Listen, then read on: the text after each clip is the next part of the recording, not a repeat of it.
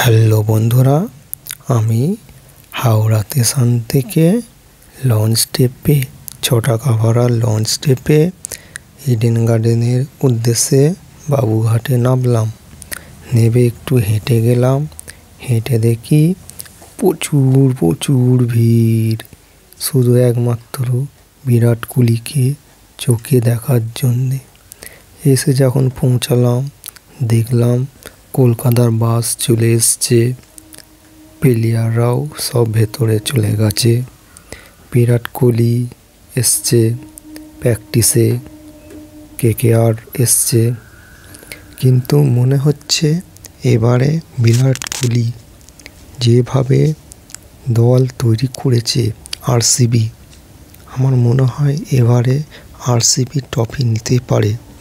18 বছর ধরে আইপিএল হচ্ছে, কিন্তু আরসিবি একবার ফাইনালেও গেছে কিন্তু হেরে গেছে, ট্রফিটা নিতে পারিনি। আমার মনে হচ্ছে এবারে ভগবানের দয়ার এবারে আরসিবি ট্রফি নেবে। কেকেআর তো 3 বার নিয়েছে, আরসিবি একবারও নিতে পারেনি। আবার অনেকবার কেকেআরের কাছেও হেরেছে। 2019-এর পর থেকে আরসিবিকে তো কেকেআর অনেকবার হারিয়েছে। এবার আশা করছি আমরা আরসিবির জিত দেখব আর জেকেই বাড়ি ফিরব। আরসিবি আমাদের যে বিরাট কোহলির ভক্ত এত যে কেকেআরের ভক্ত থেকেও ডবল ভক্ত। আরসিবি ভক্ত ছেয়ে গেছে।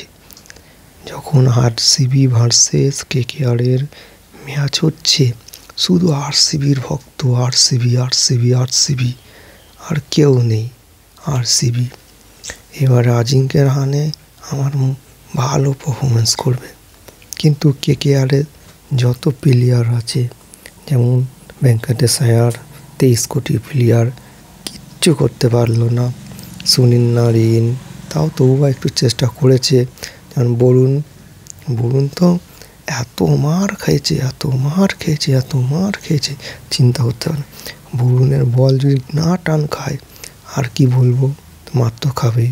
ফিল সল্ট এমন মার মেরেছে। আর একটা হচ্ছে গৌতম গম্ভীর না থাকলে কেকেআর কিছুই নয়। 8 নম্বর প্লেয়ার, 10 নম্বর প্লেয়ার স্থান থাকে। কেকেআরকে একমাত্র গুটিয়েছে কে? গৌতম গম্ভীর কাকে নিয়েছিল? ফিল সল্টকে। গৌতম গম্ভীর তখন চলে গেল, তখন কেকেআর তাসের ঘরের মতন গুটিয়ে গেল। গৌতম গম্ভীরই একমাত্র যে কেকেআরকে গুছিয়েছে নিজের বুদ্ধিতে, নিজের হুঁশিয়ারিতে। কিন্তু এবারে মনে হচ্ছে না। গৌতম গম্ভীর কাকে নিয়েছিল? ফিল সল্টকে। ফিল সল্ট দেখিয়ে দিল যে আমি এত ভালো খেলেও আমাকে কেকেআর কেন ছেড়ে দিল, বুঝিয়ে দিল। ফিল সল্ট বুঝিয়ে দিল যে আমি কি জিনিস, আমাকে কেন ছেড়ে দিয়েছে। ভেঙ্কটেশ আয়ার যে 23 কোটি টাকা নিয়ে মাত্র 10টা রান করেছে, আর খেলতেই পারিনি। কি কুণালের বলে কিছুই করতে পারিনি। এবারে এলএসজি ভার্সেস কেকেআর ম্যাচটা ইডেন গার্ডেনে হবে না, গুয়াহাটিতে হবে। খুবই দুঃখিতভাবে বলছি, সেদিন রামনবমীর জন্যে ক্রিকেট বন্ধ করে দেওয়া হলো। ইডেন গার্ডেনে আমরা এলএসজির খেলাটা দেখতে পারবো না। মোহনবাগানে এলএসজি, খুব দুঃখের সঙ্গে বলতে হচ্ছে, সেটি গুয়াহাটিতে হবে। গুয়াহাটিতে রাজস্থান রয়্যালের হোম গ্রাউন্ড, ওইটাও কেকেআরের হোম গ্রাউন্ড। একটি ম্যাচের জন্য হতে চলেছে।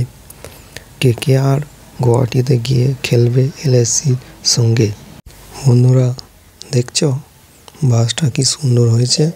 কেকেআরের আজিঙ্ক্য রাহানে লিড করছে, আরও সব আছে, রিঙ্কু সব বরুণ সব আছে।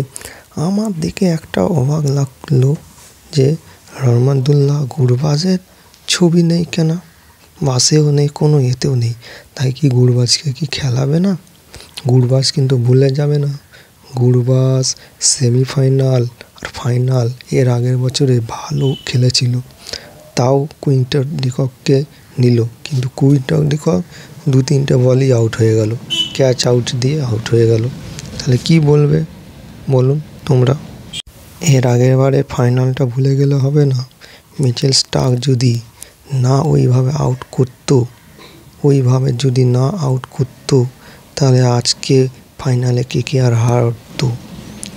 ফাইনালে ভালো পারফরমেন্স করার জন্যেই আজ জিতেছে, কিন্তু না ফিল সল্টকে নিল, না মিচেল স্টার্ককে নিল।